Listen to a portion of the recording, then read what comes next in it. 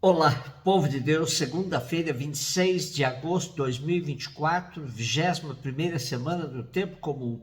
A nossa reflexão de hoje é a partir da segunda carta aos Tessalonicenses, capítulo 1, de 1 a 5, 11b a 12, e Mateus 23, de 13 a 22. Início da segunda carta de São Paulo aos Tessalonicenses.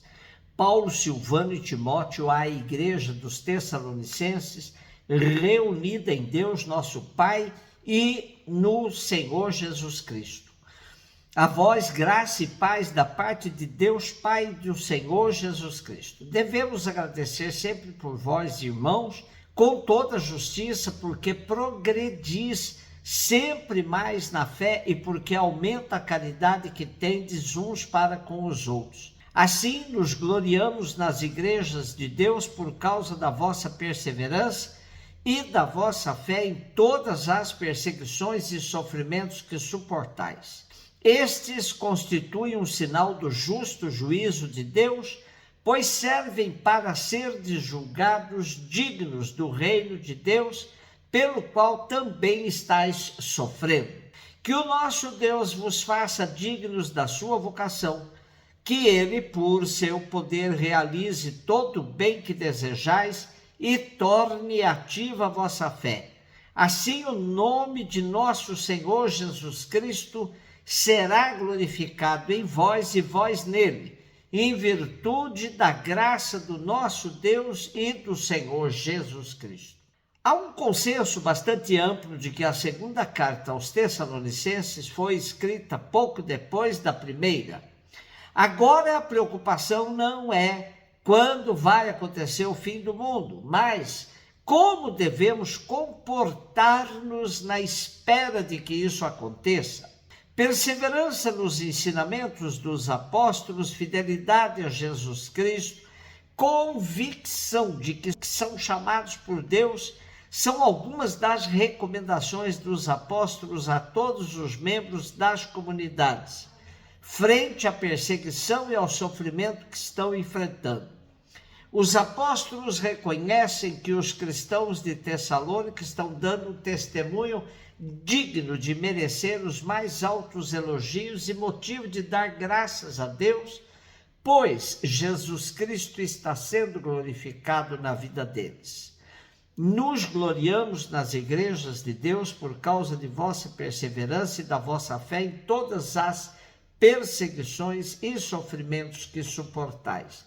Essa é a fonte da alegria dos apóstolos Paulo, Silvano e Timóteo, por constatar que os cristãos das igrejas de Tessalônica não só entenderam bem aquilo que por eles lhes foi anunciado, como seguem firmes e fiéis a tais ensinamentos.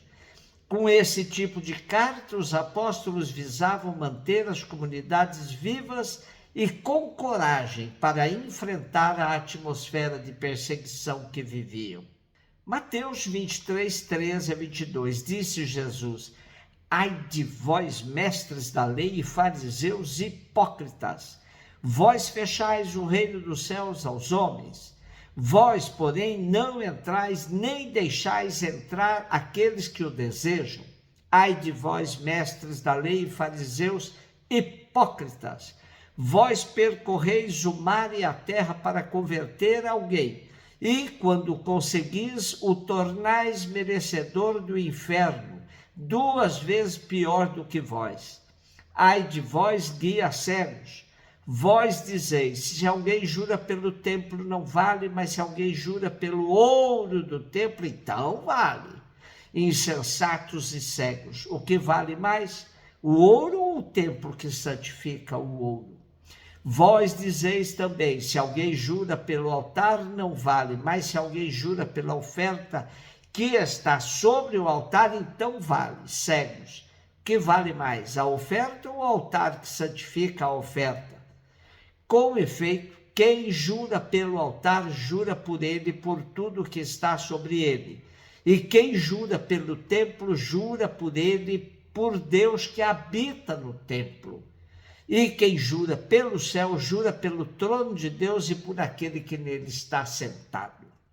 Quem lê atentamente o Evangelho segundo Mateus pode ter dificuldade de compaginar textos onde Deus afirma que veio somente para as ovelhas perdidas da casa de Israel com os de hoje, onde Jesus deixa claro que o povo é hipócrita, cego, insensato. O Evangelho de Mateus deixa claro, no transcorrer de seus capítulos, que foi Israel que abandonou Jesus e sua boa nova, e não Jesus que o abandonou. Neste capítulo 23 fica claro que há um esgotamento no relacionamento de Jesus com os chefes de Israel. Quem se acostumou a dizer Jesus manso e humilde de coração, até se assusta com esse Jesus forte e em tom severo, condenando os homens da lei que a idolatram e agem sem a mínima misericórdia com os irmãos.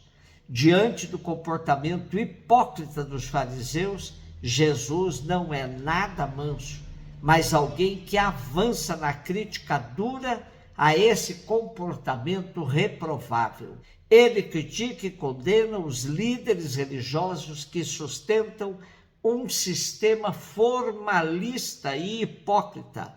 Eles não consideram o reino como dom nem respeitam a liberdade dos filhos de Deus. Tal sistema impede as pessoas de entrarem no reino, pois não leva à conversão, mas à perversão, e destrói o verdadeiro espírito das Escrituras, chegando a matar até mesmo os enviados de Deus. Jesus mostra que a religião formalista e jurídica não é meio de salvação, mas produz prática análoga à escravidão.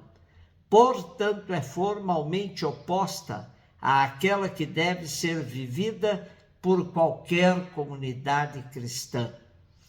O capítulo completo compreende 7 ais, próprios do gênero profético. Os ais de voz, na linguagem profética, exprimem uma ameaça de castigo e de juízo, mas também o lamento da parte de quem deve fazer a denúncia. Hoje temos os 3 primeiros ais.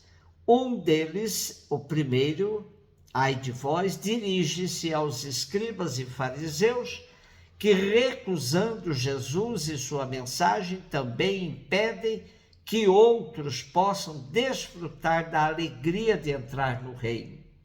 O segundo ai de vós dirige-se contra o proselitismo dos judeus, que apenas visa subtrair pessoas à salvação para as tornar fechadas, rígidas, fanáticas e perigosas como eles, e mais do que eles. O terceiro ai de vós dirige-se aos guias cegos, que com as sutilezas da sua casuística obscurecem o sentido profundo da lei e invertem a hierarquia de valores. O ouro vale mais que o templo, a oferta mais que o altar. Falta-lhes o discernimento e a interioridade. Podemos imaginar que para Jesus chegar a tal ponto foi preciso mesmo uma imensa rejeição de sua proposta e, mais que isso, de sua atenção, do seu carinho.